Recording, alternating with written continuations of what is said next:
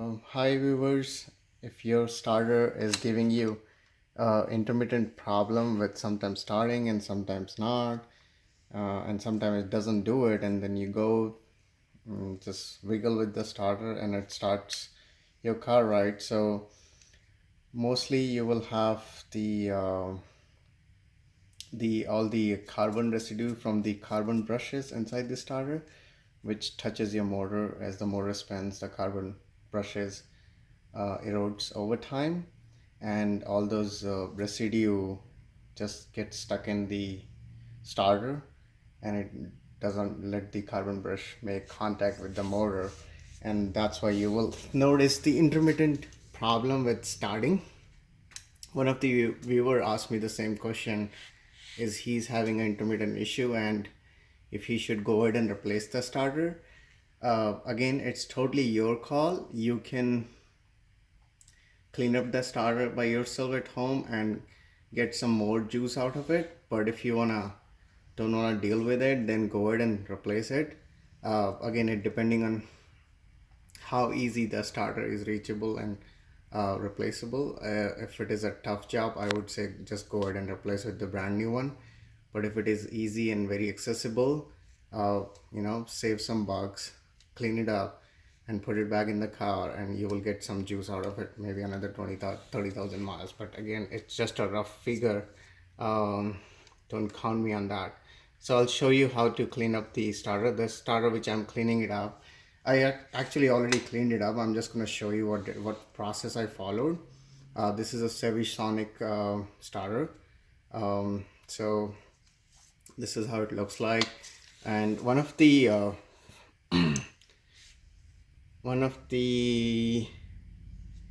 symptoms you will notice when your starter needs cleaning or needs replace is or can be revived by cleaning is you get into the car and you turn your key on from accessory mode to ignition on. You will hear a click, but nothing is happening. So that click sound is actually this gear is pushing out and engages with the flywheel, but because the carbon brushes is not able to make contact with the motor, and it's not able to rotate this gear, so the flywheel, so your car is not starting. But that click sound is actually the solenoid is doing the like generating a magnetic field which pushes this gear out, but it's not engaging the flywheel, but it's not able to rotate it because of the more not bad contacts with the motor. So if that is your same situation, then mostly you can clean it up and get your starter back in life. So this one, it's pretty easy. Open up the bolts. So I already got this pretty loose, so take these two off, and once you take that off, you should be able to disconnect the motor from the solenoid assembly. Of course, there should be a wire connecting the solenoid with the motor. Disconnect that as well. So keep all the bolts in place. So there you go, that's your motor out, and that's your solenoid with the gear assembly. You don't have to do anything with that. Just keep it aside. This one, take these bolts off to remove the back plate. So once you remove the back plate, just be careful, keep holding this gear in place, because if it falls off, you will have hard time putting back the carbon brushes. So to get that motor assembly out, use a socket of same size so that you can have the carbon brushes stuck, just stay in place. Otherwise, they are spring loaded. If you have them come out loose, it will not be easy to put them back in place. So I'm using a socket to push out the motor assembly so that the carbon brush remain in place. So just measure the size. For Chevy Sonic, I am using, it's 13 by 16. That's the closest I got. So I'm gonna push this out and try to keep the carbon brush in place Okay, there we go. If I get lucky. Oh, there we go. Perfect. Awesome. There we go. So that comes out. This is, you will feel some magnetic resistance because these are all strong magnets around the motor, and that's what generates the magnetic field, and the motor rotates and all science stuff. But anyway, to do this, so take that out. It's gonna be a little tough. Okay, there we go. So that's your motor. There you go. Clean out. It's everything is clean, but when you will get your stuff out, you will see a lot of carbon residue stuff. And this is what I was talking about. My wife is helping me because we need my two hands are engaged, so I needed a cameraman. Cheers for her. Okay, anyway, so you see that socket is took the place of the motor.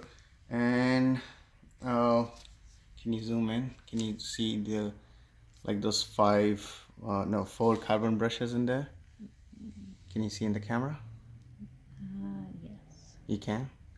You Not really. Oh, you cannot? No, that's good. Okay, but yeah, as you can see, these four contacts, and there would be a carbon brush. Let me try to get this out from the bracket or from the housing. Okay, take this out. Yeah, so you got this housing out as well.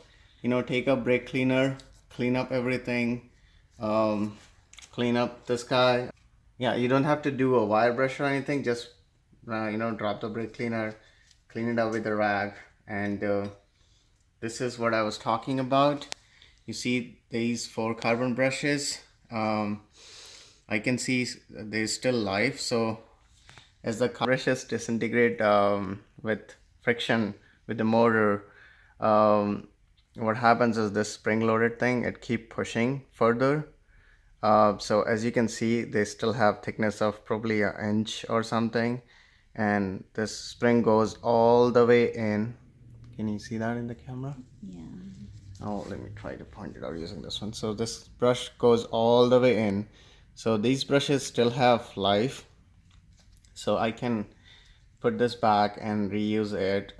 So yeah, you got the carbon brush, you got the housing, clean up everything, and once you get everything cleaned up, just go ahead and put back in together.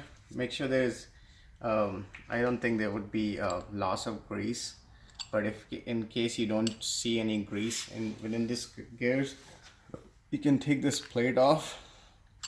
This plate comes off, and just apply some lithium grease or anything. In case you did not follow it exactly how I did it, and your carbon brushes shot out from the spring, so the best way to put it back, because you see you don't have four hands, so or you won't be able to hold everything at a time. So take a piece of metal stick or kind of a wire, a thick wire, slide those in there so that you are actually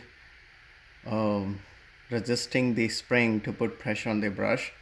So take a pin or kind of a paper clip and just slide that in all four, and then you'll be able to push back the carbon brushes.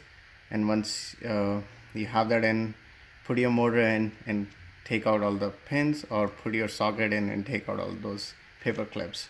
So that's the way. If you are not able to follow the instructions and somehow you lost the carbon brushes, or it came out and they are not in place, so that's how you put it back together. But yeah, pretty much that's all. Get it cleaned up before you put it back. Of course, I would say test it.